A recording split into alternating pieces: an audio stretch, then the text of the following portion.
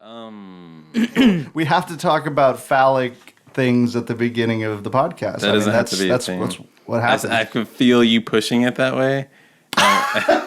And as an You're like, I'm here to tell you right now that is not happening. Some of the feedback I got from the first podcast, there was too much wiener. Too much wiener.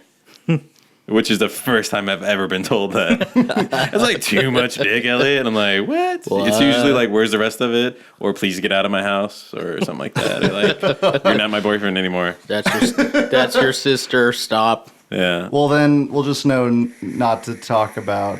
I can barely make out what the fuck you guys are saying. Let's just do like 1 ear off. Yeah, that's fine. That's fine. You're fine. I can't do that because it's like a fucking clamshell of death in my head. It's like a vice grip. Fucking hate these headphones. Fucking I drive a helicopter for the weather report. That's. Pot up on the 105 down here. You want to turn it up? Well, it sounds like a fucking 1956 rockabilly song right now. Yeah. Like beep bop lula, she's my baby. My voice is too special to be recorded. Are we recording? We've been recording this entire time. We can't use any of this.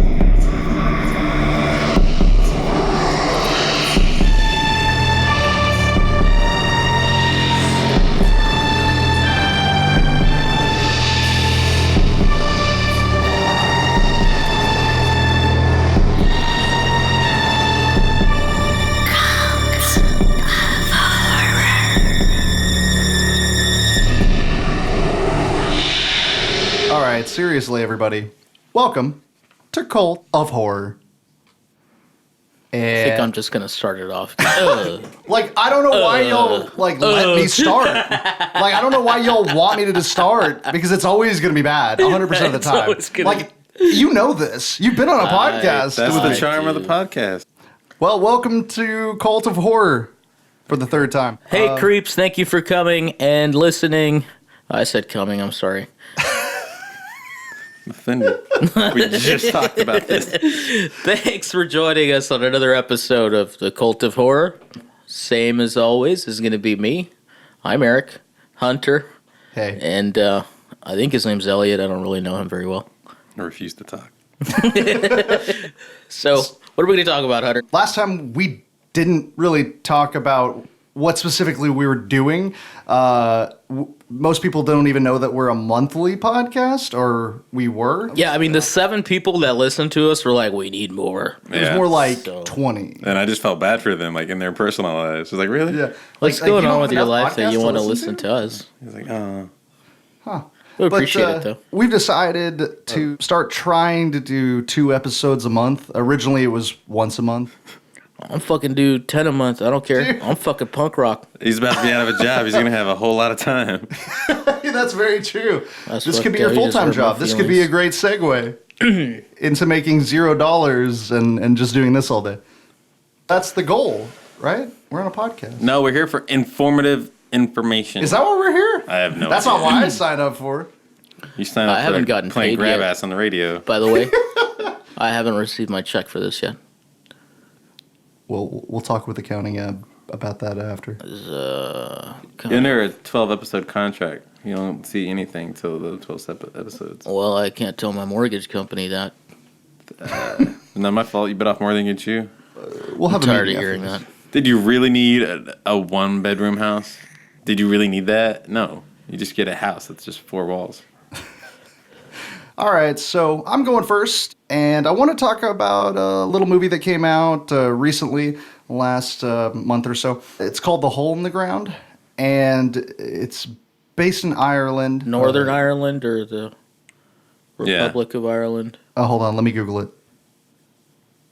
I'm not gonna Google it. Why would? Because somebody asked you a question, direct question. He's never seen this movie, obviously. I just never seen Ireland, so I don't know. Find it out on a map. To be Yeah, honest where's the with map? Show me the map. It's your house. I got maps in my house. Show me the map.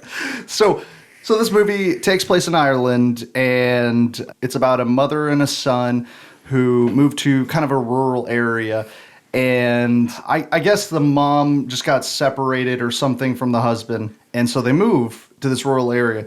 and the son starts to maybe act weird, but it's one of those movies where you're kind of battling with the idea of it being maybe a psychological thing. Let me add to this. So they move out to this rural part of Ireland.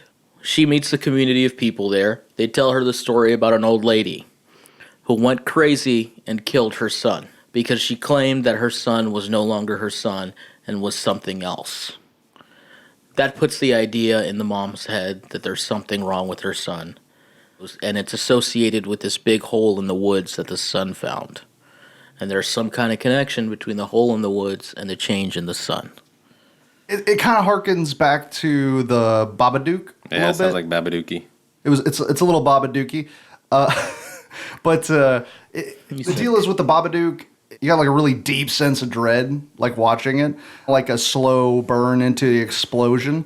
This movie it's different because it's more of a mental health movie. Like I almost feel like it doesn't even matter like what the ending actually is, because like when you're going through it, you feel like you're that mom who's going through a bunch of shit, who just got separated from her husband and starting life anew with her kid, who doesn't necessarily support the decision. She's trying to figure out, is there something wrong with my kid? Is there something wrong with me? And everything is so subtle. That's kind of what I do like about it. It's slower, but it's very subtle in the sense that it could go either way. So you're trying to battle with this, the psychological, the supernatural, or is it something else completely? And it really kind of keeps you guessing.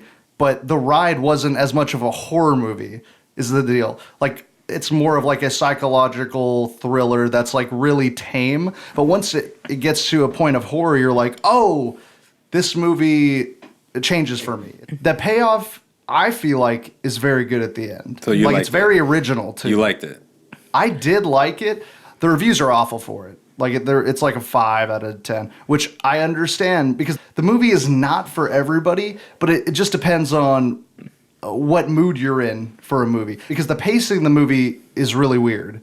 It's like way too fast at the beginning. Everything is set up in like the first 3 minutes. Right. And then it slows way down. Right. Basically the part that I said, that's like the first 3 minutes. That's the first 3 minutes. Yeah. And, so throughout most of the movie, nothing over the top happens, though. So if you're Nothing looking over for the that kind of horror movie, this is not it. I had to watch this movie twice. The first time I saw it, I Really? was just like, fuck this movie. This movie was boring as shit. Yeah. I had to invest myself into this movie. I had to. Right. You do. Rewatch You it. have to. You have. If you're looking for a movie where, you're just in a chill mood, you want to give a movie a shot, I don't think you'll be disappointed, but it just depends on how you go into the movie and what you're looking for from the movie. I think that's a big part of horror, actually. Whatever you go into the movie thinking or wanting from the movie, and if you don't receive that, you're not going to be fulfilled. You're not going to like the movie. Right. I went into it looking for a movie that does something different, and honestly, that's what I got. One thing that really bugged me, Eric, and this is really not too much of a spoiler, remember the camera scene where she took a picture? Mm-hmm. The camera never panned to what was on that fucking camera. Right. That pissed me off. The POV camera didn't reveal what was on her camera. Exactly. But did it have her reaction seeing what was on the camera? Yeah, and then she shows it Well, that's to an other artistic people, and choice. they're just like, I don't see anything. Maybe he wants to keep it ambiguous like that. No, He's like, I know, it just pissed me off. What's on the camera is not important. It's her reaction to it. Fuck art. I'm with you, brother. Hell yeah. As an artist, let me just put my pants up real high. As an artist, let me just say, fuck them. But I feel like there's a lot of movies like this movie where you have to be in the mindset to actually enjoy it. And this is one of them that I truly feel like if you stick with it till the end and you're not looking for like an over-the-top horror, blood pumping movie. The only thing I could say is sit down and listen to a story. It's kind of the best thing I can compare it to is the Babadook, but I kind of like the ending better than the Babadook, like How dare you. That what the was story greatest turned horror into. Movie of all time. That was the greatest horror movie of all time. The Babadook? Oh no, I'm sorry. I thought you said Rosemary's Baby. Give this movie a shot. Hole in the Ground. for you horror junkies that are really into, like the blood, the gore, the blood pumping, like heart pounding shit, this is not for you. Or at least not when you're in the mood for that. I'll be honest, the thing that ruined it for me is I had just seen The Prodigy. Oh, And I think you had just me seen too. it as well. I think that's what ruined it for me going into that movie, I guess. Prodigy, Smack My Bitch Up. Breathe was a really good video. Speaking of, Firestarter. the Yeah, lead frontman passed away. I know, man. Yeah, rest in peace. Are we not talking about that? What? What have you guys been talking about this whole time? I fucking hate you. Smack my bitch. It's gonna play at my wedding. I know that. Yeah, I guess we'll talk about that movie. This couple who has this son. Yeah. And the same moment that son was born, this serial killer was killed at the same time. So when that soul entered, the soul realm, it immediately was recycled back out into the kid. Yeah. The serial killer is basically born again into this kid. Or is he? Bum, bum, bum, bum. Exactly. So all of a sudden, this kid is special, extremely smart, a lot smarter than every other kid his age. They send him to a gifted school for prodigies, which is why it's called the Prodigy. Oh. What? Yeah, exactly. That's the part that threw me off. And the same thing, the parents start noticing weird shit with him. He knows songs that he's not supposed to know. He starts having night terrors where he starts speaking in, what was it, Serbian? Hungarian. We've all done that. I did it while we were watching Us. It's called Us, right? We will talk about it because that creeped me the fuck out. But going back to what we're supposed to be talking about, I'm going to throw it out there. I like the movie. You should Honestly, watch it. You liked it more than I like The Hole in the Ground. I like Prodigy more than Hole in the Ground. Okay. I would say if you're looking for a movie that might surprise you, that's really violent, I would go with The Prodigy. If you're looking for a movie that's like relatively original and It's a slow burn. If you're looking for a slow burn, with a reveal that pays off, I would say Hole in the Ground. Fucking evil kids are in right now. yeah, No shit, Pet Cemetery, Fucking Child's Play. that Buzzable song, whatever. I'm really Whatever hoping that movie is. I. I can never remember the name. Oh of yeah, Bastard Buttholes, right? Yeah, I can never remember the name of that fucking movie. It's like Brightburn or something. Yes, the Brightburn. Brightburn. There you go. Yeah. I never remember that. I'm just like, fuck. That's the impact that the trailer had on me. I was like, I can't remember what that was. Yeah, it's not a really good title. Should be called Evil Superman. Like everybody, that's how everybody's gonna describe it. That's literally how I've been described. You see that trailer of that movie? What's it? With Evil Superman? No, Brightburn. Oh, evil. That's Evil Superman. Oh, is it That's Broadburn or Brightburn? I think it's See, Bright- it's a terrible it's title. Brightburn. I don't. You burn bright. I'm gonna. You burn quickly. Don't fade Kid away. dies at the end. There. Don't ever fade away. So yeah, Brightburn. I really hope the Child's Play remake is good. I know. Don't look at me. I know it's not gonna be, but I'm really hoping that Aubrey Plaza won't let me down. She might though. She probably will. She's done it before. Name 10 times. 10 times that she's let me down. Give me a break, and I'm gonna write all these down. All right. No, she's Oh, golden. speaking of writing things down, let's talk a little bit about Dr. fucking Calligraphy over here. I'm going to post some pictures on the Instagram. This fucking animal and his microscopic, like, Penis. script writing, it's fucking nuts. It's 18-point font. 0.18 No. font. No, I don't believe it. His writing looks like he used an old-fashioned typewriter. No, it really does. It really does. There's no way that, like, honestly, And then you I believe shrank you that. printed it. You printed that. Yeah, if I wrote it. Yeah, I don't know how to do cursive. Millennials. Fucking shit. What did you write that with? Really? Sharpie. But, like, not the fine tip. Well, like the fine point Sharpie. Magnum. Sharpie. Magnum Sharpie. And you're like, fine point's the one that's the XL sharper, right? The big one? It's the big one. You're fucking nuts. The dildo shaped one. Yeah, the dildo shaped one. That's got to be like some kind of give away that he's a serial killer. Or He something. has to be. Has to be a serial killer. Shout out to City Hunter. If y'all are into like power violence or hardcore punk, you're obviously into horror movies.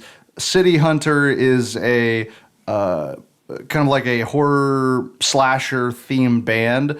It's pretty fucking nuts. Give him a listen.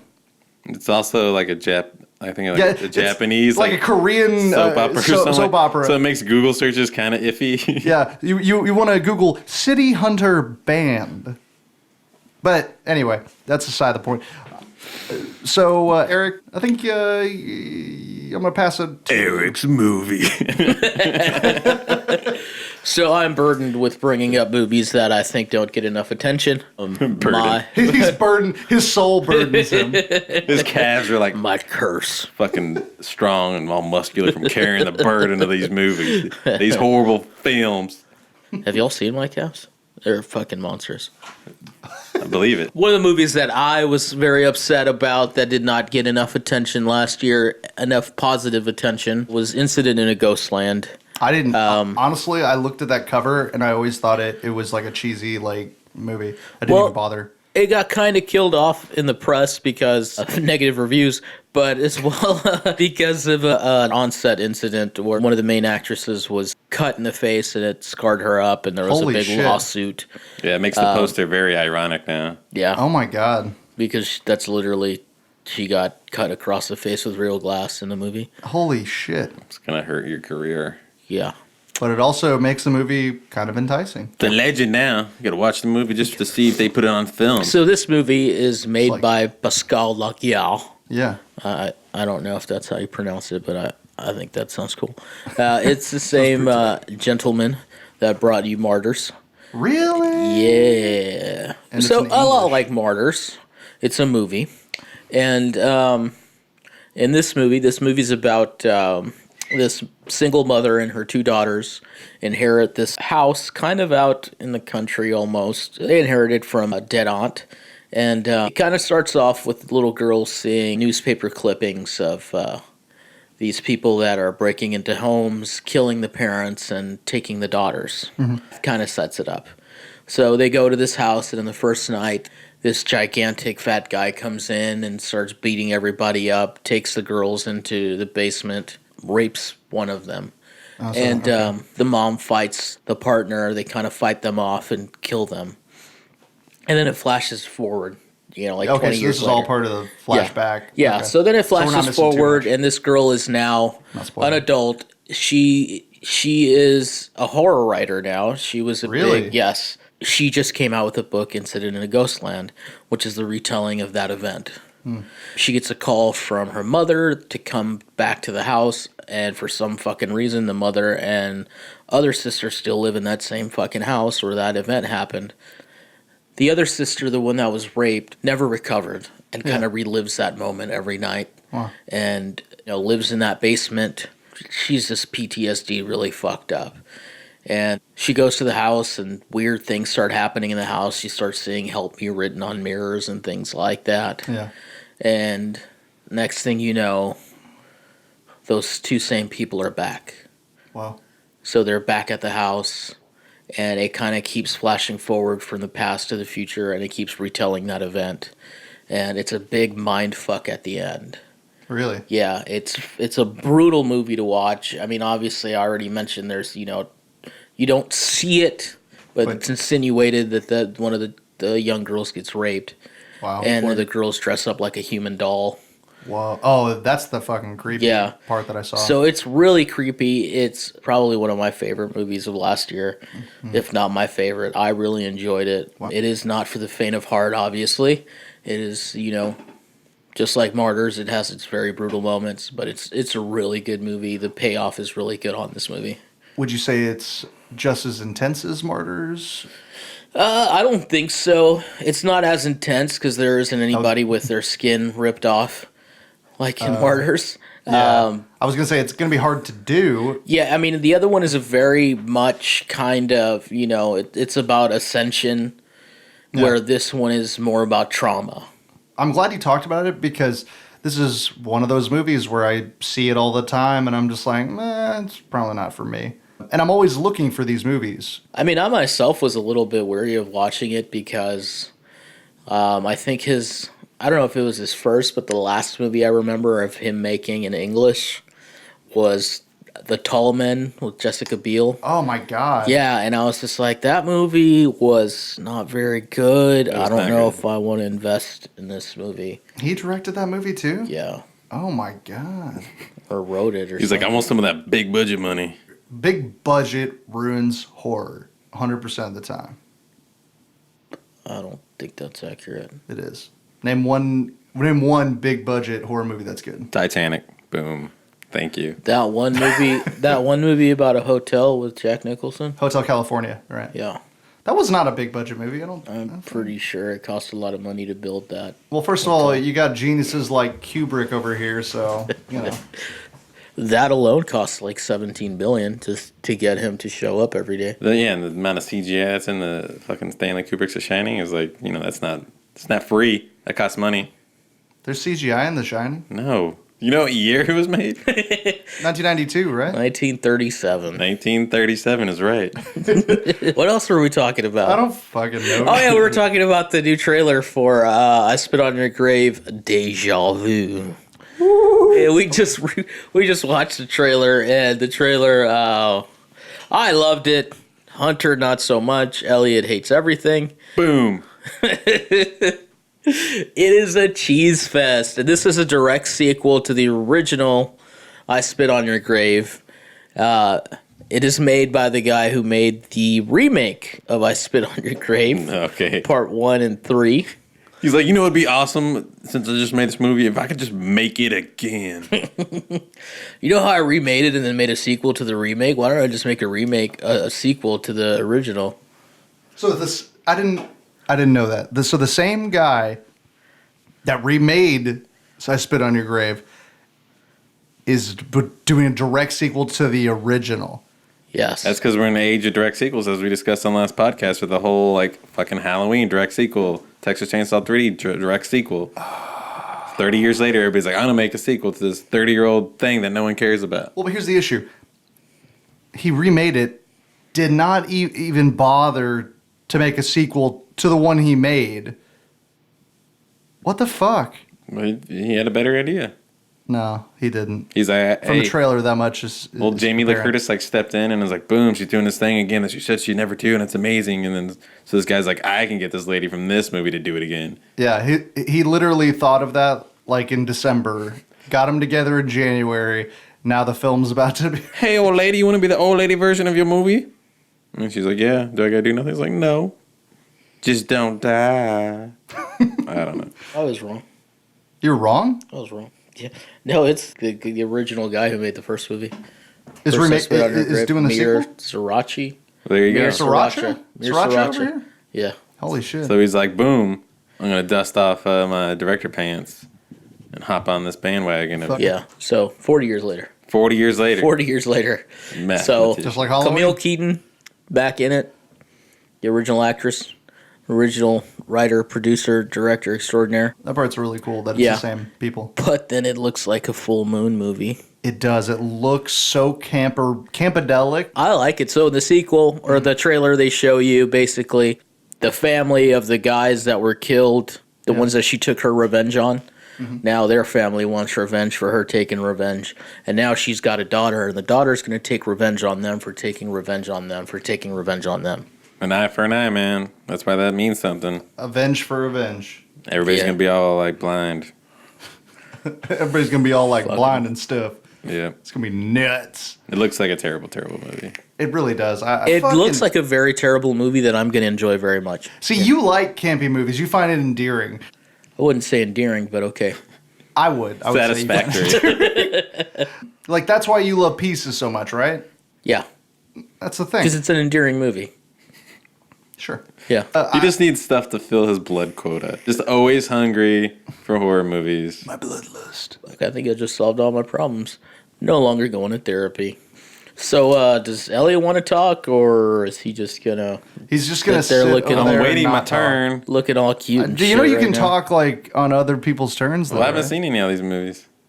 I'll see Ghostland Laboratory or whatever. Ghostland I just Observatory. saw all the I Spit on Your Grave movies that are out. Yeah. I saw the original, then I saw the remake, then the sequel, or part two. Part 2. Was a different story, Yeah. and then part 3 is a sequel. I never saw part 3. Part 3 is the girl. Basically, it's a sequel of the first remake. Same, person. Is it good? It's kind of weird. I mean, because she's like straight up fuck men. Everybody's trying to rape me. So she's had mental issues now because of it, and of course, any person would. But there's a great scene where this guy's gonna try to rape her, and she pretends that she's gonna go down on him, and she just cuts his dick off. That's fucking awesome. Badass, best dick cutting off scene I've ever seen in a movie. Would you recommend it? Like, Yes, Yes. that's what I'm doing right now. right now, watch it. That's one where the reviews were not that great on it. So The dick cutting off scene is worth it? Is worth it. All right, that is actually a great segue for what I'm going into of castration. The only distinct memory I have of watching what I'm about to review as a child was a castration scene. My burden, I guess, is I'll talk about classic movies that you should have seen that are old as fuck. okay. Is that my thing? It's You're like- just free range. Free range? Yeah, you're the Floater. wild card. I'm a wild card. I'm the wild card. All right, but like the Candyman 2020 just got How mind blowing is that 2020 is a thing? yeah, that's Like, oh shit. that's when you say stupid shit when you're a kid, like they're in 2020 when they're flying space cars. I still remember the moment that I knew what years were. 1987. Oh my god. I remember that He specific was day. fucking 10 years old. Should have It's figured like, that what out year sooner. is it? What the fuck do you mean year? You and It's 1987. What? We've been alive for 1,000 years? Eric was in Terminator when he was a kid. He's like, what year? That's what inspired him. He saw Terminator and he was just I'll like, never forget "What? that. Mom, what's a year?" 1987. He was Kyle Reese as a child. Just want to know what year it was all the time. What year? That's also the year I learned my last name, too. I remember going to school. My teacher on the first day of school was, "What's your name, Eric? What's your last name?" Huh? Fuck is the last name? What the fuck is that? Last name my mom called me was Idiot, but Damn. Just as a kid, it's like, Mom, when's dinner? 6 o'clock. What year? but what year? It's like, you're grounded. Idiot. So I'm doing Candyman. I don't remember castration in Candyman. Candyman is all, dude. Okay, we're gonna get into it, but when I was a child, as a You my were uncle and aunt's castrated house, You were a kid? I was a kid. I was a child, and Oh, we kid rented child. Candyman. Soon it was a new movie. We rented it. We watched it, and it scared the living fuck out of me. And when I think back on it, I just think about the kid that got his dick cut off, and they found it floating in the toilet. Hell yeah, brother. And like that's all I knew for years was just like fuck. That 'Cause happened in Candyman? That happened in Candyman. Scarred me for life. Like I'm gonna preface all this with I do not like Candyman. I do not like the movie. I know Hunter's a big Candyman guy. What's wrong with you? Like, hold on. Let me pause. Why? I grew up in Louisiana get in that. Cabrini Green projects, I know. I'm sorry. so this movie's near and dear to my heart. Yeah, that's a real fucking place, Hunter. Have some fucking sympathy. It's a real fucking project. in the Do I ghetto. look like I don't have sympathy? You're laughing? I'm not laughing. All right, can I get through this, please? No. Why don't you like Candyman? I'll get to that. I don't like it. But I'm gonna say right here, it probably was the most scary movie I've seen as a child, but not for reasons of that movie being good. Yeah, talk about your dumb shit. All Talk right. about my dumb shit about the movie that you enjoy so much that you're about to defend. Talk about your fucking dumb You're shit. about to defend. I'm the as fucking he starts saying defender. straight up. I'm the fucking. Somebody's got to stand up for these movies. Somebody's gotta stand you up fucking for trash Candyman. talker. All right, so I'm gonna give you a little history of Candyman. Do it. There are 5 different Candymans, if you include the book from it's a short story called The Forbidden from Clive Barker's Book of Bloods, and we all know how I feel about Clive Barker. How do you feel He's about the Clive shit. Barker? I do not know if he's dead or not, according to the last podcast, and I do not like anything he's touched this. I'm too afraid to check. Because I'm I alive. do not care enough to realize if he's is existing. But You didn't like Hellraiser 2? I don't like the Hellraisers at all. What the fuck is wrong with it? What horror do you like? Well, this is not the discussion. We're here talking about Candyman. That's a whole discussion. We need to have a whole episode on what the fuck do you like? I like Silver Linings Playbook. You've been talking about that movie. I've known you for like love that 10 movie. years now. That you've been talking that movie for like 10 years straight. Yeah. You know, it doesn't get better than that. Okay, so in the book, it was set in Liverpool, England. It was half based on the Hook urban legend. We all know the Hook, where it's like the Hook. Yeah. for those kids that didn't have a childhood, explain the Hook. It's an urban legend about these kids making out, and they hear like this scraping noise. There's a radio broadcast of a maniac that escaped that has a hook, and then you know they end up driving off, and then they go home and they find like a hook that's on a door handle because the guy was trying to scrape his way in. I don't know why he has a hook, just like fucking break the window. Anyways, it's half based on that, and it's also half based on a story that Clive Barker's grandmother would tell him not to go to public restrooms alone because you'd get your dick cut off. Nice. Like she told him that as a child, and it was put into this story of Candyman. And it's basically the same as the movie, except it's set in Liverpool, England, and Candyman is like white, pale, long hair, wearing like colorful patchworks, like lives. You in- literally just described yourself. Yeah. I have the longest, High whitest school hair. version of Elliot. Like it's basically like the most direct contrast of the Candyman that we know and love from the 1992 film with fucking Tony Todd. It's set in America. Where are we from? Cabrini Green Projects, Yes. Louisiana. Okay, 1992 Candyman with Tony Todd, who's obviously like he's now in the slasher. What is it? Like the Slasherverse. The Slasherverse. There you go. Thank you. That's a perfect. He's in a Slasherverse with like Chucky and all that stuff. And I did not like the movie. Like when I saw it, it scared the living fuck out of me as a kid because, like, I grew up on like scary stories to tell in the dark, like Which those we'll talk about badass later. books. And so I believed in like those urban legends, and I believed real hard in Bloody Mary as a kid. To the fact where I never did Bloody Mary because I was convinced that Bloody Mary is like a real thing. Oh, so you're all down for La Llorona then next month? That I was told that as a child too. Going to Panama, like we were on a boat in Panama, and they busted that on me, and I was like, "Fuck!" So that ruined my whole day. Turn this ship around. Turn it, give me the dry land, put me in the desert. So like I saw Candyman, and I was like, "Fuck! This is just like another Bloody Mary that I got to worry about." I was at my uncle's house. We spent the night at my uncle's house. I did not sleep at all that night. I almost pissed myself several times because I refused to go to the bathroom because he comes out the mirror. Yeah, But it scared me the most, and I still don't like it. I don't like it because It's so scary. the first act is very like 90s like investigative journalist type movie that was very popular back then, and that was good. The movie is shot well. It's good directing, the acting, and it's all good. And then you get into the second act, which is she's involved with Candyman at this point. Shit's happening. Candyman doesn't even show up till like an hour into the fucking movie.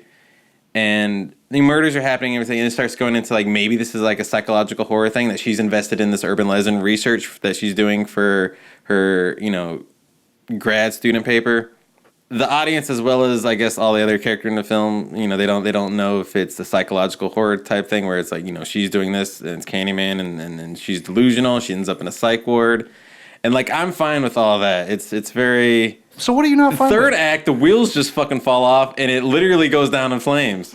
Elaborate. Okay, Candyman's like this fucking ghost. He was the son of a former slave who was kind of brought up in prestige, who was an artist who fell in love with a white lady who was pregnant back in the 1890s, which is bad, so they killed him, cut off his hand, full of bees on him and shit like that. So he's a ghost. He's an urban legend.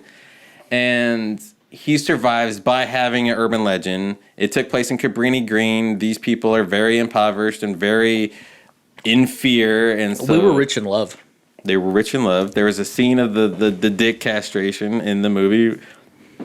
And it's actually one of the better scenes. So these people are in fear, and so they keep the Candyman mythos alive. There's also a drug dealer who calls himself Candyman, who carries around a meat hook. I remember that being confusing to me as a child. I was like, now there's two Candyman, because I was stupid because you're a little kid. It's like, I don't know which one's rich. And but like, so he's a ghost being kept alive through an urban legend, but there's scenes of him living in like a broken out like ruins of Cabrini Green. There's a scene of him sleeping where she sneaks up on him and like stabs him, and it's like he's a real guy, but he's not a real guy. Like he has like these powers, but he doesn't have these powers. Like at the end, spoiler alert, if you haven't seen it, it happened in 1992, so no one gives a fuck. He is trying to like burn her alive with like this baby that he stole, but then she ends up outsmarting him, and then he ends up getting like caught in the fire and he burns alive, and like that's how he is like killed in the movie. But if he's a ghost, none of that shit would affect him. He shouldn't have been outsmarted. He should have like, you know, this He's like a demon, dude. It's a demon, so he could have like fucking, you know, demon just not let her escape, or like not get burned, or not get slowed down by debris. So why you got to put it in a box though? Like, why like is he a ghost or is he a person? Why does it have to be that simple? I thought that the whole thing, that lady basically brought him into life. So he's alive again. Yeah, like yeah, basically, yeah. Basically, I didn't. It's very like confusing. he's like Mary. What do you call that? Poppins. Mary Poppins. Mary Poppins is the ghost. Honestly, moving on. There was also after that there was Candyman 2, which was the exact same movie. It just took place in New Orleans. Farewell to the Flesh. I think I've seen that one kind of like more recently than the. Yeah, I've seen that more times than the original. Not so much like the movie itself, but like merchandise and like people like talking about it. That one seems to be more popular than the original. That one dives more into the story, right? I never saw the third one. Yeah, that one actually films the backstory. Then there's a third Candyman, which I was not aware of, that happened in 1999, where basically I guess like one of his like descendants like conjures him up to help like on an art project. And then, because that's what you would do. That's what I would do. And then Candyman like frames this descendant for like murders. I've never seen it. I didn't know it existed, but there's that. What are the reviews for it? I don't fucking probably. Carfax. Probably turdy. Like I do not like this movie. You don't get any at least nostalgia from it. Like remember being scared. I'll give it points for scaring the fucking me out of as a kid, but like I was a stupid kid and I was obviously scared of La Llorona and Bloody Mary. But I will toot the horn for it. I love it when you for A, scaring me, B, like the director Bernard Rose, who like made it like a black Candyman in collaboration with like Clive Barker's like original story. It gave like depth and richness, and he's like a tragic character. He's like Dracula. He's like Frankenstein, where he's like looking. It's a very gothic, classic story, which is nice. It is presented that way. You know, directing is good. So why are you bashing it, dude? This was a beautiful movie. But it's not. It doesn't make. I'm trying to not to cry right now. The end, like the end of it, just doesn't make it for me. But I will say, another franchise that I hate is the Nightmare on Elm Street franchise. Why do you got to do that? Why do you got to do that? Just because I bashed on fucking Friday the 13th series last time. How was I supposed to know? Now you got to personally attack me. Here's I could not go pee in the middle of the night because I thought Freddy Krueger was going to come out of my faucet. Freddy Krueger and Candyman are like god tier fucking terrifying horror. They're both in the Slasherverse, but I dislike Nightmare on Elm Street more than I dislike Candyman. I think Candyman is what Nightmare on Elm Street should have been. Like like the urban legend keeping it alive. It's like basically like the same fucking thing. I just think Nightmare on Elm Street was just infinitely just the whole franchise just is horrible garbage fire. So we're gonna fight. We're so gonna fight. Like I just don't get you. All right, moving on. Okay, now there's Candyman 2020, which I heard was not exactly a reboot, but was it's a sequel. Yeah. They first came out with it as if it were a remake, but now they're actually referring to it as a sequel. Yeah, a spiritual sequel. Original. And Tony Todd has already chimed in with like him being kind of like low-key butthurt about not being involved and not being contacted in any way, but he also gave it his blessing, and I think he realizes the fact that, you know, he's going to make a lot more money by bringing his attention back to conventions. Yeah. He's like, I'm the original Candyman. Tony Todd is fucking gold. I love Tony Todd. Tony Todd's great. He just doesn't get... actually, he does get quite a bit of, like, guest spot work. All right, so the new one, it's like Jordan Peele. Like, I think me and everybody else thought that he was, like, directing it, but he's just writer-producer. Directing is actually going to Nia DaCosta, a female director who is, I guess, fairly unknown. And last time, like a dumbass, I read an article where it said Lakeith Stanfield was going to be Candyman. He is not. No, he's not going to be. He is not. It's going to be Yaha Abdul Mateen II. Yes. Also a great actor. He plays Black Manta in the Aquaman movie, which I have not seen. He definitely cuts a more imposing Candyman than Lakeith Stanfield. I've seen him. He's a bigger dude. The other dude's just liked a Lakeith Stanfield. fucking phenomenal actor. He was in Us, right? Oh, he was Lakeith in Get Out. Stanfield? He was the Adelaide's dad on the boardwalk. Dude, his voice freaked me the fuck yeah, he's out. got that makes more sense than Lakeith Stanfield. Yeah, when he came out and he was like walking through the boardwalk, I was like, holy fuck. He's just fucking dancing Like, with his like muscles, and I was like, Jesus. He's jacked. I was a little bit in love. He's Dude, he's gonna be a dope Candyman. yeah, he's already jacked and he's already got like a nice fucking deep voice. The deepest voice I've ever. So he's gonna be a heard. badass Candyman. I've actually heard that Lakeith Stanfield is in talks to play The lead, a character named Anthony. Anthony Kiedis from the Red Hot Chili Peppers. Anthony He's Kiedis gonna from be the Red making Hot Chili a cameo. Papers.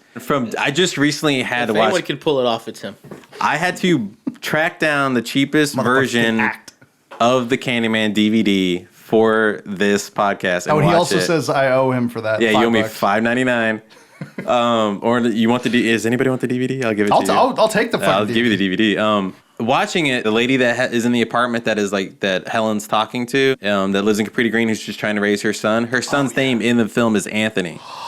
So, Fucking mind blown right now. yeah. So, And he's gonna be about dude's age. Lakeith Yeah, Stanfield's so age. if it's a direct sequel, this is like Anthony growing up dealing with what happened in the past. Maybe I haven't seen anything to confirm this. IMDb has not listed any that's a good theory. people. That's a but really good theory. And that's- if we know anything about Jordan Peele, he fucking is obsessed with Easter eggs and cameos and shit like that, continuity things. He's Yeah, fucking really Us into it. was full of shit. Full of Very shit. full of shit. But yeah, that's basically Candyman. I was just going to go on a tangent, and I totally forgot what that tangent was. It's probably better. Yeah. Probably best that you didn't. But yeah, that's the brief history of Candyman into like the Candyman that's I coming. remember what I was going to say. Go. Because I remembered how how Elliot is poor. I'm poor. I am very poor. So I just discovered this app called Hoopla. Get yourself a library card. You could use this app, and it lets you, borrow. I'm using quotations. You can't see that. Air quotes. It lets you borrow. I think up to 6 movies a month. Their horror section is extensive as fuck. It's got martyrs on there, which I thought was impressive. I literally just went online, signed up for a library card, and then just logged in. I haven't been to a library in like 80 years. Yeah, I have a library a block away. I mean, I could sign up for one, but why would I? Because books are the key to learning and knowledge. This is kind of where we segue into the main event here, our discussion on the movie Us. Us. So we're going to talk about Us. We're going to talk about Us as a unit. I forgot everything I wanted to talk about. Notes. That's why Elliot's got them. No shit, Elliot's got things. enough notes for everybody. By the way, Eric, he's the guy in our band who fucking writes the set list for everybody on little scraps of paper like that. And he's like, go set list, go set list, go set list. Distributes them. He's just a nice overall guy. He's the band leader. Whereas here, I'm the fucking band leader. Okay, so lead us into the next segment. Fuck. Yeah. Krusty. I have Alright. no role. I was supposed to be the face, but You were supposed to be the talent. that just fucking went out the window. I look at you as like the brain. Like you know. Yeah, you're a little bit of the you've brain. seen everything. I have no life. I keep trying to be Eric with the whole like watching horror movies every second that I have alone. It's fucking hard. I have mental issues. Yeah, so do I. We just don't have the same ones. Yeah, apparently. I'm fucking perfect. So I'm fucking perfect. So, I'm that's like- why I hate everything. So we went to see Us as a family. I had a mini panic attack. Is this when I got where in my we're going to car. tell people that we're going to spoil this movie?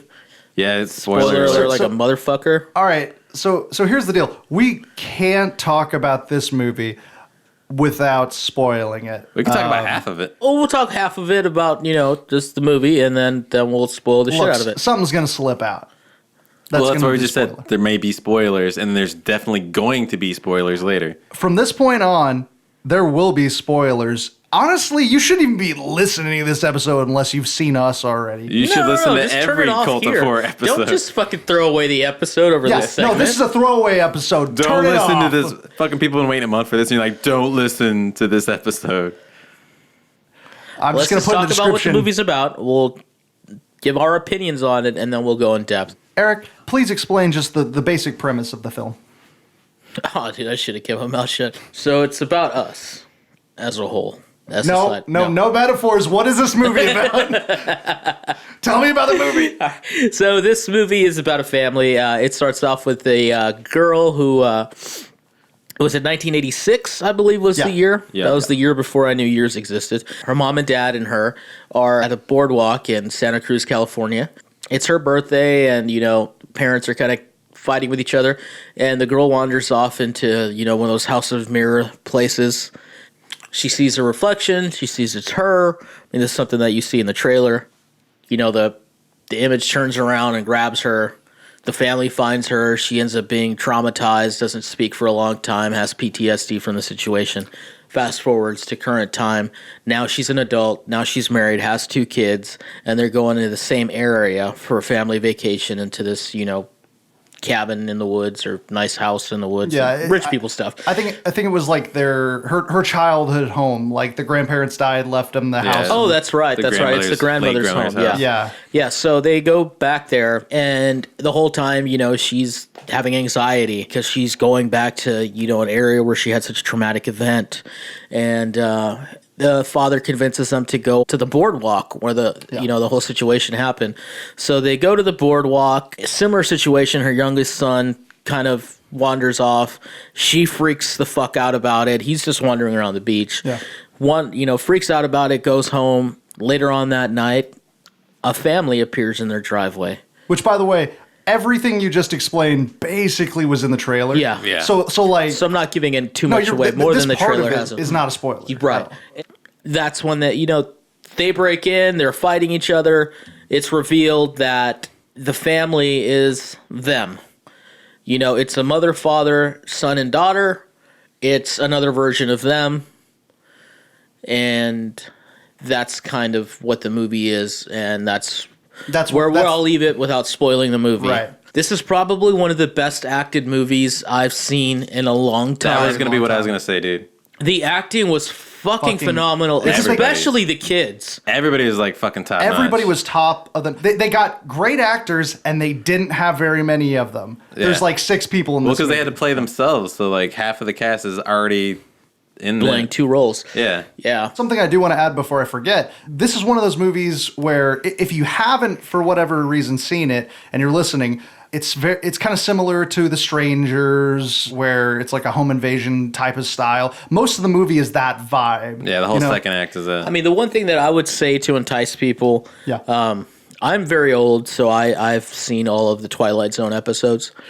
This movie is a 2-hour-long episode of the Twilight Zone. Which Jordan Peele is also agree doing. with that. I would agree with that. And that is what makes this movie fantastic. Right. Here's the deal. I don't know what the reviews are going to be by the time this episode is released, but at the time of this recording, it's about like 90% critics on Rotten Tomatoes, like 69% for normal people, and then there's like IMDb, it's like 7. Initially, when we came out, I walked out of the theater and I just told you, fuck this movie. This movie fucking sucked. Absolutely.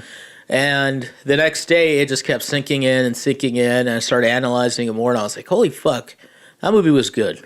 This movie will make you think way more than any other movie has made you think in a while, and it's going to piss you off. Like, it will. It kind It'll of make gave you me that angry. feeling of early M. Night Shyamalan movies, Yeah.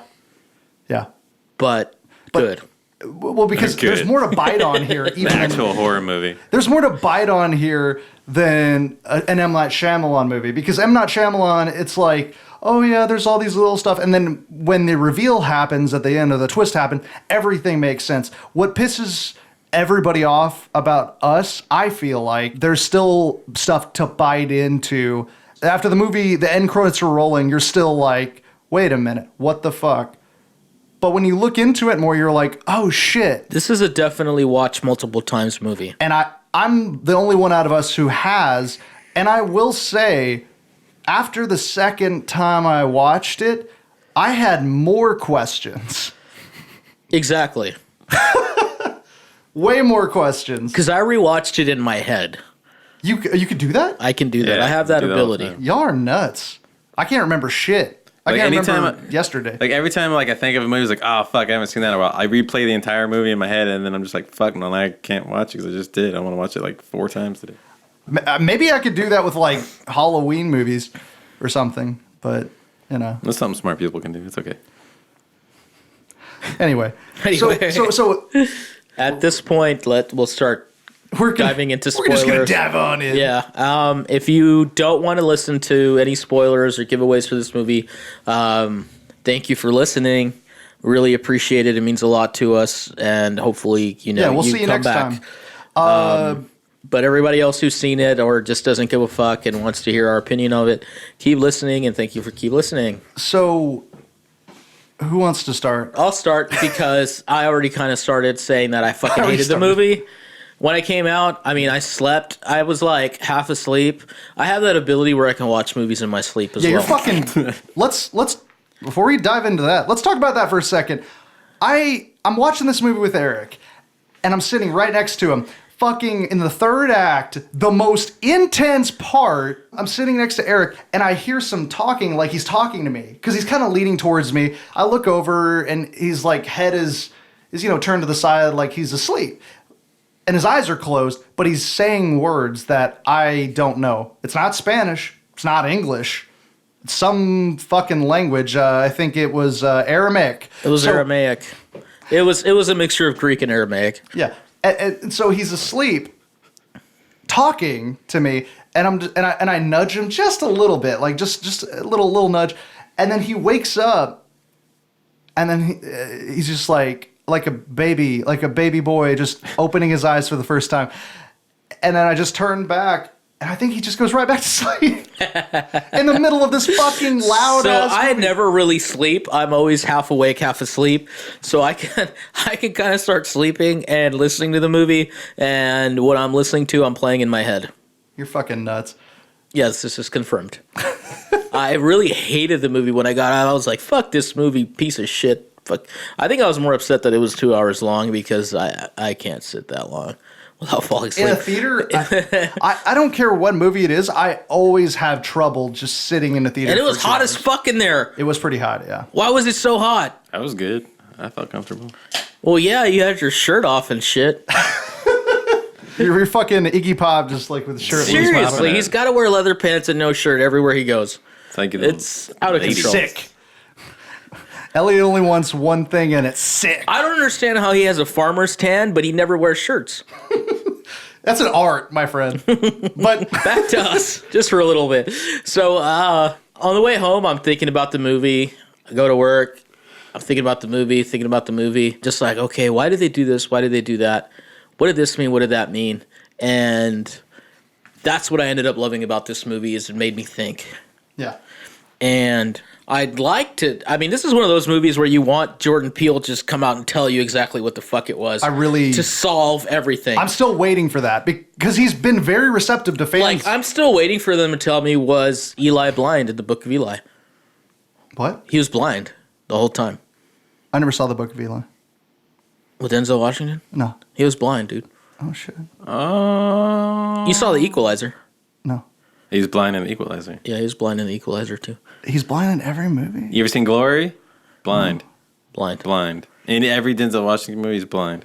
Denzel Washington is blind. Little known I fact. knew it. Yeah, that's why it's like. That's why he's so good, because he Yeah. uses all his other senses. They're heightened. So, you get the feeling, what is this movie about? Is this movie about communism?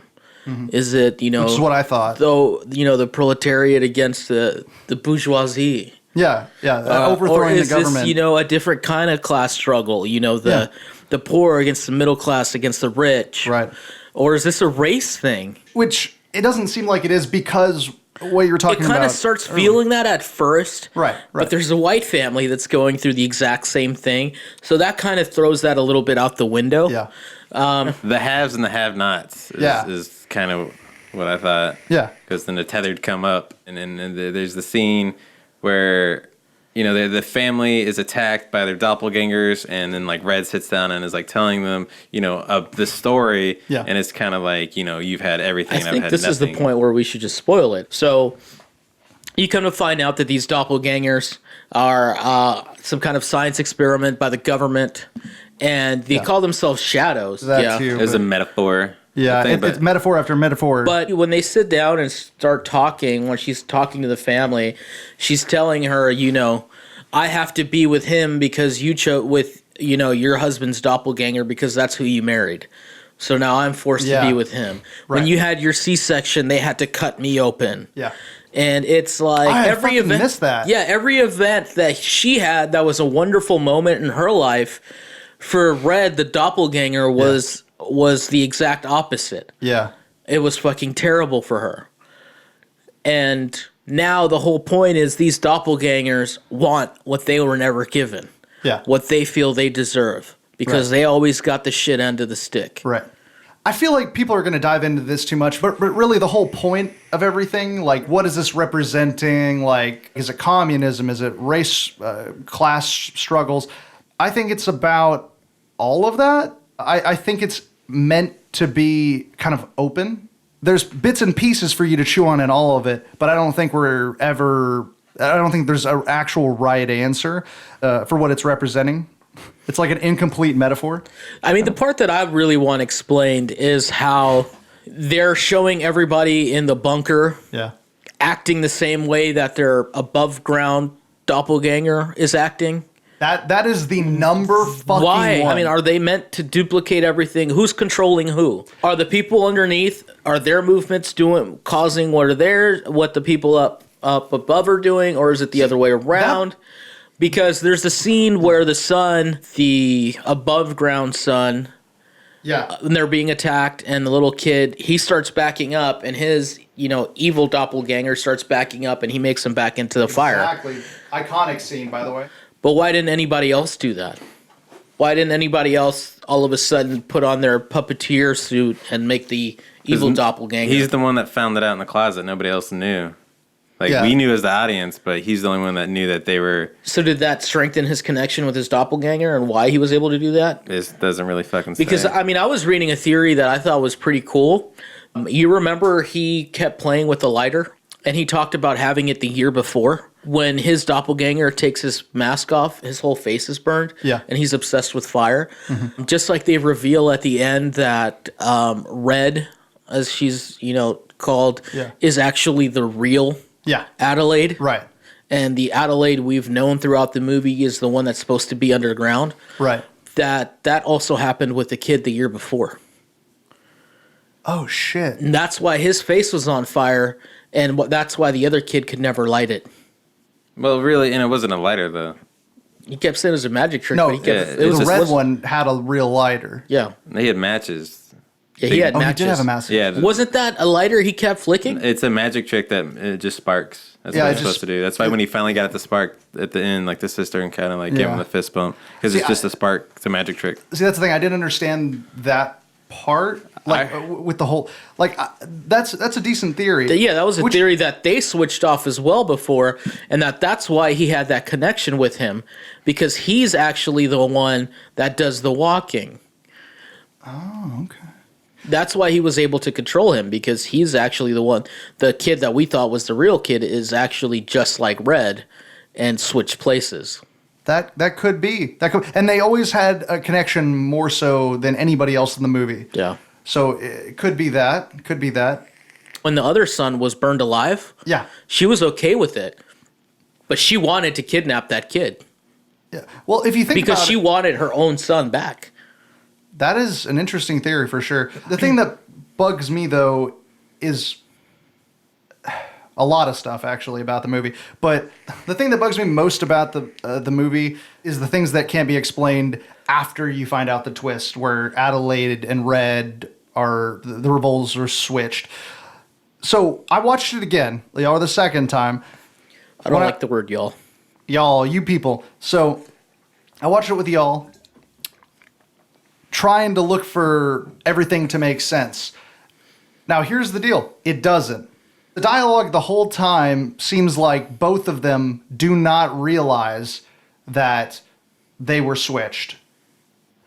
That's the entire dialogue. I Red? don't get that. I think Red knew the whole Red time. knew. That's the whole point of the movie. No, That's the whole point of the movie. dialogue. Nope. The entire dialogue. The dialogue's not important. The fact that she was able to talk, plan this whole like fucking revenge thing. She plot the whole revolt. She organized them. because But of the this. thing is, she said to herself, The real Adelaide had blocked it out and could no longer remember. who's the real Adelaide? Not the real Adelaide, but the underground Adelaide who had switched. The blocked one that we were being told was the real Adelaide that turned out not to be the real Adelaide. Yeah. She blocked- didn't remember. Both of the if you watch it, Here is the evidence that I'm going to give you that Sure. she does remember. Sure. At the beginning of the movie, Yeah. Adelaide, the real Adelaide, the one that became Red, Yeah. she's watching Hands Across America. Okay. She's listening about how we're going to get all these people to get together to fight for a common goal. At the end of the movie, Yeah. they're all holding hands across America. Yeah. She remembers everything because she remembers from her childhood, her watching the Hands Across America thing. That's how she got the idea to revolt. Well, no, she just had a Hands Across America shirt. Well, she's the only reason. She was watching the commercial for Hands Across America. No, I understand that, but the Hands Across America shirt is what she had whenever she was swapped. So I guess either way, you're right, because how would she get the shirt? But even when they're talking one-on-one, it's always like It doesn't have to. as if they never got switched. Well, it doesn't have to. Like, because the reason they come up for the revolt in the first place is because Red remembers that there's a world up above. Nobody else in the bunker knows that there's a world up above until she organizes them to know. I thought they did know. No. I thought they can't totally even fucking No, speak they were English. just part of the experiment, and they were just down there doing Yeah. their shit. That's why they all couldn't communicate with each other. They were all like fucking Neanderthals. She's the only one that could still speak because she learned to speak before. Wow. That's why she organized everything. That's why she was the head of everything. Yeah, she's the only one that knows there's a way out into the fucking top world. Wow. Okay. Well, going back a second to the point of how they're kind of like walking around and stuff. Like are they tethered? Are they not tethered? I still have no explanation. I mean, I don't either, but they had to be tethered. And so obviously we had evidence of them being tethered because she says it and because they're acting it out. But when she is able to escape and come up, I'm guessing that broke the tethering because her punishment, one of the punishments that she wanted to do to her was to handcuff her to make her feel what it's like for her to be in bondage. Right. Now, which makes sense. But explain the sun. That's the one I can't explain.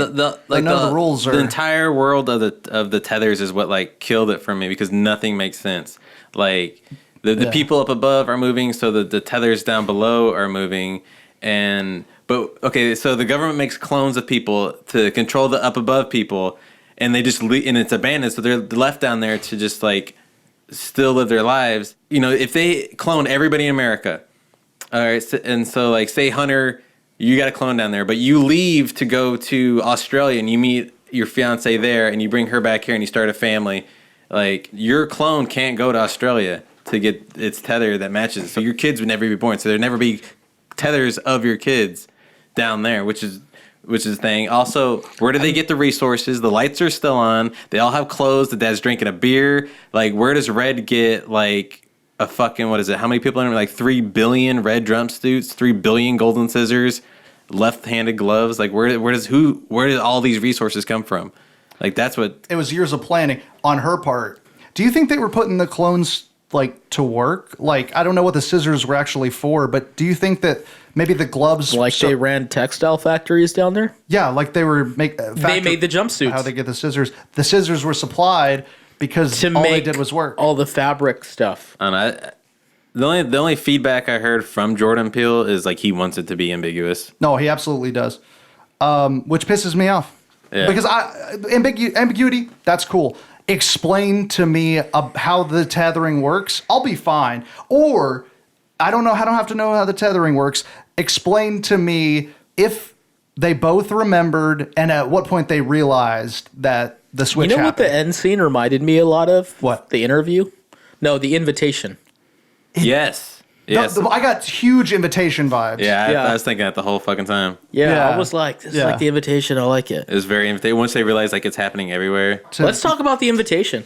Sit back and We've got fucking time. This discussion we're having now is probably what Jordan Peele wanted, is like to leave it so ambiguous that you could have a discussion and everybody could have their fucking theories. I just think he wanted to make The Shining. I've already heard explain nothing at all. I've already heard theories on like the fact that it's the prequel to Get Out and shit like that. So people are connecting all kinds of fucking shit. I think that's what he wants, is just to have it. I'm going to be honest, that was the only thing that kind of bothered me about this movie is that Get Out goes from being this horror movie.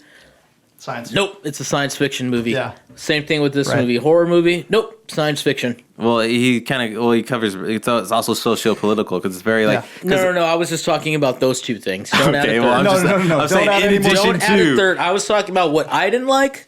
We already know you don't like anything. In addition to, Like, we don't need to be talking 5 hours, Jordan Peele, to get this fucking movie. Well, because even the title "Us," because Red has the titular line of "us," talking about Red and Adelaide. So the "us" as in them, as in those two, as in that's the fucking spark of the movie. But it's also "us" as in it's all of us, because it happens to everybody. It's also "us" as in U.S. the United States, as it's happening on like this fucking nationwide thing. Like it's just, I think Jordan Peele just wants people to like start talking about it. I kind of got the vibes a lot also of Dawn of the Dead, the original.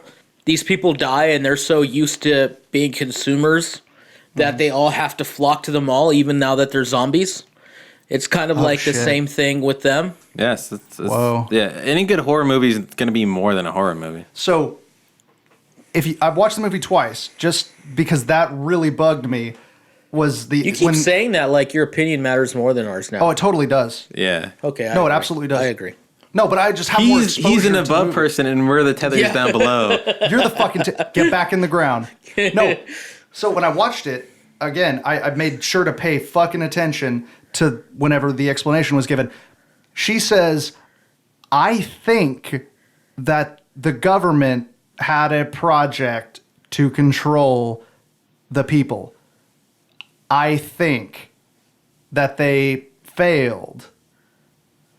And that's why we're down here." She doesn't know. She just thinks. And thinking is half the problem. Well, I'm thinking it was abandoned, and it was shown that it was I'm abandoned. thinking- But like, it's still, it is these resources aren't fucking nothing down there. How their way of life makes sense. Like, because little variables up here could change, and then it would ruin the entire. I mean, I don't know if he tried to explain it with the little caption or the little story before it comes up where it says there's, millions of abandoned miles of underground tunnels and Yeah, the stuff like preface. that. Yeah. I don't know if that's how he tried to explain it, but I mean, there's that hole in the Right. story of what if you go to another country. But what's to say they don't act, I can act out your entire life in a room. I could keep walking, pretending that you're walking and walk in place, and then you sit on a plane and I'll just go grab my seat and sit down and sit there for 8 hours, pretend you're on an airplane.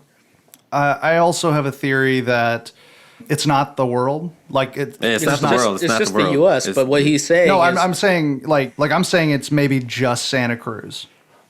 Like maybe that's like the one compartment where they tried it. That's kind of all you get is California, is the Santa Cruz, Santa Barbara area. Yeah. That's all you really get. Yeah, that's my theory, especially since she said, "I think." They don't know. They have no idea. They still don't know, but like the abundant resources, like there's not that many scissors, custom, creepy looking scissors. Okay, this is where I make my big reveal. I'm not actually from Cabrini Green, Louisiana. Oh, shit. I'm actually from a suburban town called Pasadena in California. Pasadena. And I could tell you there is an abundance of scissors in California. We've got them laying around everywhere. Yeah. So your argument is invalid. We have scissors stores with thousands of scissors. There's enough scissors to go around. No, they don't have that. Okay, and there's a shitload of left-handed people in they California. don't have food, so they have to eat like clone rabbits, but they can just get like fucking jumpsuits.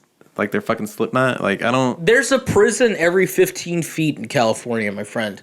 There's an abundance of jumpsuits to go around. But still, who's supplying the tethered with all this shit? I mean, they probably went up and God. stole it. It was See, here's God. the thing. I had a theory, and now this doesn't match up to really anything, but this is the best I can guess. If the tether touches the tether person, like the above ground person, then they get untethered. But that doesn't really hold up, because if you think about it, whenever Adelaide's dancing, right? Like she's dancing underground, everybody like kind of puts their hands on her, and they're like, the whole explanation was like, they knew I was special. So I'm thinking maybe if they touched Adelaide and she was from above ground, it untethers them. But it doesn't make sense. I don't know, but I think she could. I think it's an awareness thing. It's Yeah, I think it's an awareness thing? Yeah, she when could they just be become like, aware. yeah, if she was just like, hey, look at me, and then like breaks the tethers just by getting their attention and like refocusing them on like doing this regiment that she had of like everything being perfect, bunks and clothes, and like have them regimented. I think that kind of broke the tether of her just like retraining like she was these woke empty as brains. fuck. Yeah, That's what it was. If you really think She about made it, everybody woke. what resources did they have besides the shitload of scissors and the shitload of Left-handed gloves. jumpsuits and the one-handed gloves? when they showed like Adelaide as a child when she's going down there, like they all had matching wardrobe with their counterparts upstairs. Like she was wearing like a half-ass Thriller shirt, her dad was wearing the same kind of stuff. Like that, they all had like their own wardrobe. No, I know, but who's to say they don't have like Armageddon jumpsuits? Like, you know what I'm saying? Like on there that were just apocalypse already there, jumpsuits. like on the ready. Yeah. Well, that could be still, but We'll see it in Us Part 2. yeah, just using No what shit. they had. I really hope they don't make an us part 2. I like that kind of killed it for me. Just like me overthinking the ending. Like I wish it was supernatural and not like an underground bunker. But other than that, like I really, really liked the movie. Like it was so well directed, so well acted. Like the acting was just amazing. Another thing that killed it for me, besides any of the whole ambiguity and shit, and this killed it for a lot of critics. Like a lot of critics are kind of, it's very polarizing right now. It's like for the most part, everybody's just like, it's fucking awesome, fucking awesome. Then you get some critics that they come into it and they're just like, this movie was like way too funny. And I kind of agree. I've been getting that a lot, that there was too much comedy in this movie. There was too much. But It didn't kill it for me. that's also real life. I mean, how much of your time is you and your significant other, your friends, making each other laugh? It's par for the course in like horror movies. Like every horror movie has like the gags and stuff to break the tension. Yet you hate Nightmare on Elm Street. I hate it. Can we talk just for a second? Like, I know we're talking We've been about the talking deep, for a lot more than that. Yeah. like there's so much to dig into, and I don't think I don't think we're going to be the ones to get into it all Right, I think we've talked enough about it. about the deepness. Yeah. Let's talk about the movie itself. Like, let's fuck the metaphors, fuck the holes. What do we like about this movie? Symbology. For one, the fucking Tim Heidecker and Elizabeth Moss's house scene. Fuck. That was one thing that I liked about the movie. Yeah. Was that the doppelgangers had an agenda of revenge and torture for the original family, Adelaide's family. Yeah. The other doppelgangers for the white family were just like, kill these motherfuckers. Yeah. And I like that. And the scene where she picks up the lipstick and puts it on. Oh yeah. Yeah. That was fucking. That's I'll never forget that scene.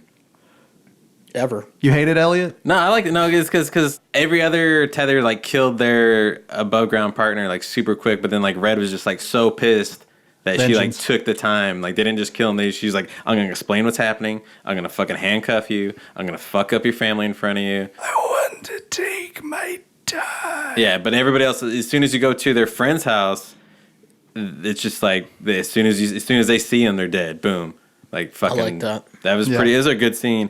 What I liked about the movie was kind of like, even though I did not like the third act, was kind of the deep metaphor, like the Easter eggs and like the symbology of all of it. Like I enjoyed that, like the Jeremiah 11:11. Yes. And Why don't you read that Bible quote to us since you're well versed? I don't have it, but it's about I can fucking. pull it up. It's about revenge. It's about God like destroying everybody and not giving a fuck if what they have to say because their time has come. It's like a god revenge thing. And then they made reference to like a movie being shot on the Santa Cruz Boardwalk in 1986, which would have been Lost Boys. There you go. The fact that her Thriller shirt, like she's wearing a Thriller shirt. They were in Santa Clara, not Santa Cruz. It was Santa Clara doesn't exist, right? Exactly. It was Santa Cruz. So they shot Lost Boys is shot in the Santa Cruz Boardwalk because Santa Clara. You can't say Santa Cruz is the murder capital of the world. Or whatever in Lost Boys, but like she's a Jordan Peele movie, so the fact that the kid got a Thriller shirt is like Thriller's awesome. It's the best music video ever. It's also scary as shit. It's scary as fuck. Jordan Peele's obviously old school. He obviously understands scary. The fact that Michael Jackson in Thriller is wearing a red jumpsuit with his eyes sunk in, looking all bug-eyed, which is kind of like how the fucking Tethered looked, and the fact that it's a thriller, and when Get Out came out, like people were like, this is like some kind of like psychological thriller, and he's like, no, I was trying to go for like a straight horror movie, and he was kind of sad, and just to have like Thriller like plastered across this girl's shirt, and and at the beginning of the movie is and that's kind of like hey, like it's a nod. There's just so many nods to like so many things. There's so much duality in it, and if you think about it, like there's triality in it. There's there's octology. That's too sexual. But the depth and the Easter eggs and the symbology and the way that you can look at it just has so many layers. I like because all the like you're talking about Kate Moss's character just like going to put on lipstick and I then think she you mean starts, Elizabeth Moss. Kate Moss is someone else. Who's Katie Moss? What's her name? Elizabeth Moss. Yeah, who's Kate Moss? Is that a supermodel? Supermodel. Okay. But she's putting on like the lipstick and then like starts cutting her face like the plastic. It's because it's like all the tethers seem to be like these weird like extreme characterizations of their counterpart. Where like Gabe, the father, is like this big dude, but I love him so much. He's funny and he's like so chill. He's kind of like low key nerdy, but then like his tether is like this big stupid brute. Yeah. And like the daughter, she's kind of like burnt down on running because she wants to be more than a runner, but her tether is just run. That's all it really cares about is running. And then like the son, he has a mask, and then the other son like has basically a permanent mask that he can't take off. And like Kate Moss is, she's like, I got some work done. Elizabeth Moss. Elizabeth Moss, like, I got some subtle work done, but then her tether comes out and she's like, boom, right to the makeup, right to slice in her face. Yeah, and I think it was because she looked at Adelaide and was like, why can't I be like beautiful like you? And she tried to like do surgery on her own face. Yeah, it's kind of like that is not the point. Like Adelaide's not what's important. Like she's like, my objective was to come over here and kill, my above ground counterpart. Now I'm, doing like, and a lot of them you could see in the background, like they put on like the clothes or put on the jacket of like the person they just killed. All they got was the labor and not the fruits of the labor. Yeah. The Hands Across America is, a big red line, which is kind of, and then like economically speaking, there's like people below the red line are the impoverished. Yeah. So like you're putting this giant nationwide literal red line made up of the most disenfranchised people you can ever have in the world. Like it's just that depth is, and just like amount of nerdom Jordan Peele puts in it. Like I really enjoy that because that's what I, look for in today's film. That's really good that you kind of went into that because we didn't. I mean, that's the stuff that I feel, but I was so caught up. Like it's still in my fucking head, those things that I can't think about the simple parts like that. Like not the simple parts, but just like the subtleties. The one thing I don't like, not the one thing, but one of the things I don't like, they didn't go enough into the daughter. Like the daughter's red counterpart. I didn't get what the vibe was there. What do you mean? Like, I couldn't figure her out. She didn't talk at all. None of them talk. They can't talk. None of them can talk. Well, no. I mean, well, that's shit. Yeah. But no, like she didn't. Like besides running, she didn't really do anything. That's all she needs. She was a fucking. Her mom said she was a monster, so she's just an evil little shit that runs. That's all. That doesn't make sense to me either. Like, why was she a monster? Like, what about her made a monster? Or maybe the mother just like was like poured all that hate into that kid. She was the firstborn, so maybe. I mean, if Red's down there having a child and all she has on her mind is revenge, like put that in the kid. That's obvious. Was the little kid's name Pluto? Yeah. Yeah, the kid's name is Pluto. Yeah, even all the names have symbology in it. Yeah, it's from like fucking, Hills Have Eyes. Oh, Well, shit. as like Pluto, as in like god of the underworld. Did y'all pick up that the regular son's named Jason and he was always wearing a mask? He was wearing a fucking nice ass Jaws shirt. Like, dude, no, like literally, you can go into all that shit like all day long. The fact that he puts the ambulance in the door to get away, and then they end up leaving at the end of the movie in an ambulance, like all that shit is just, it's like Jordan Peele's like the Edgar Wright of like good movies. So one I don't thing, know who Edgar Wright is. one thing that I have a cousin named Edgar. one thing I think we probably should wrap it up at this point. But the one thing I did want to mention that nobody's going to be talking about except for really me. Who noticed the Black Flag shirts? Oh yeah. What was it? No, it was she wore a Black Flag shirt. One of the twins wore a Black Flag shirt, And then a Dead Kennedys. she was murdering Dead Kennedy shirt. Oh, that's cool. But think Those about are it. also the 2 T-shirts that you'll find at Target the most. The most And Ramones. the Black Flag part.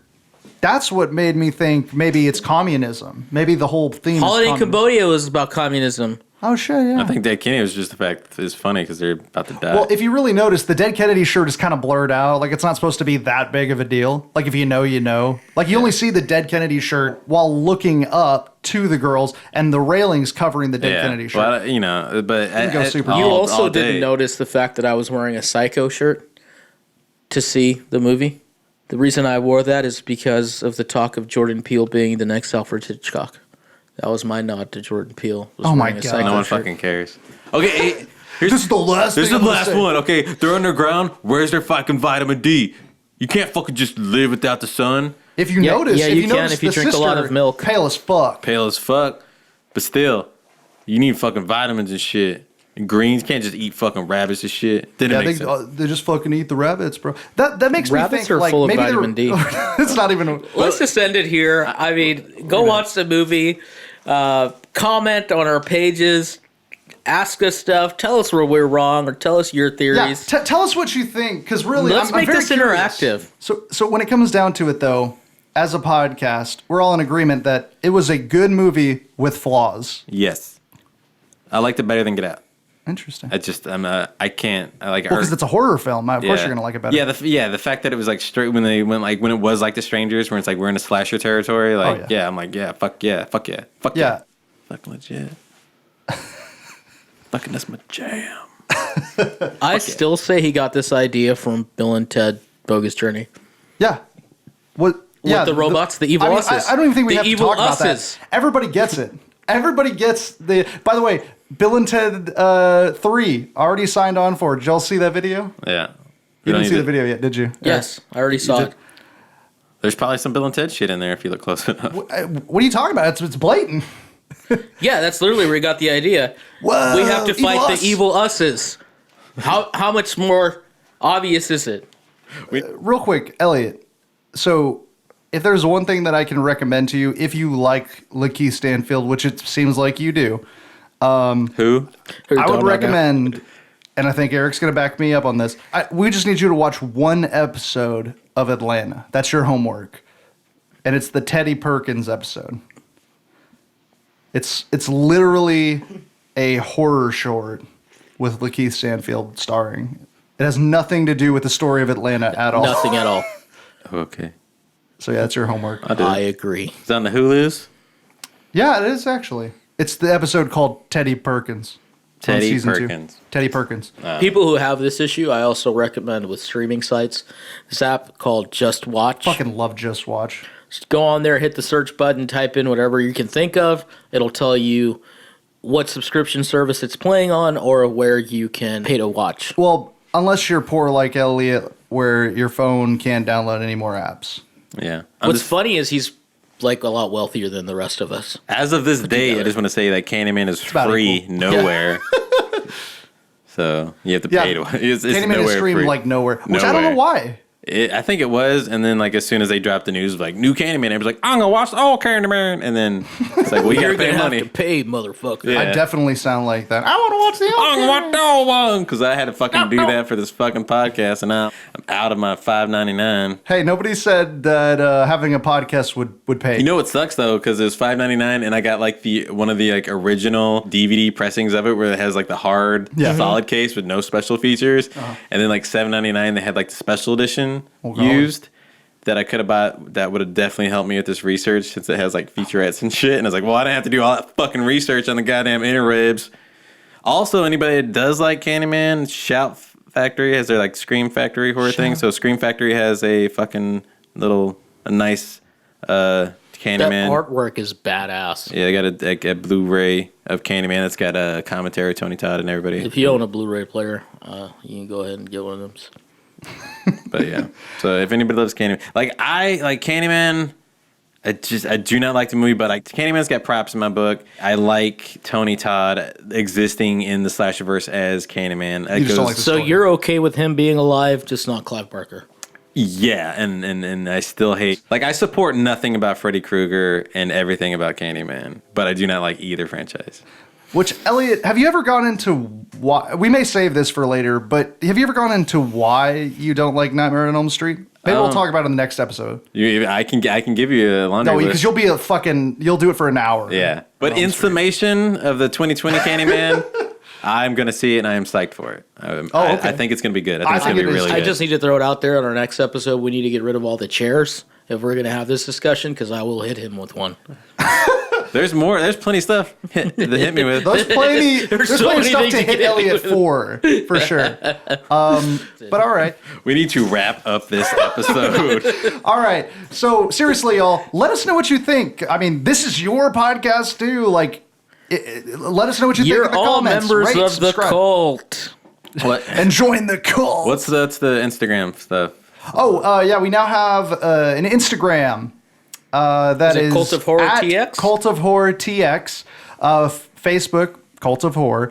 Do Twitter, but I don't understand how Twitter works. I've never had a Twitter. We're not going to have a Twitter. No, I don't support Twitter.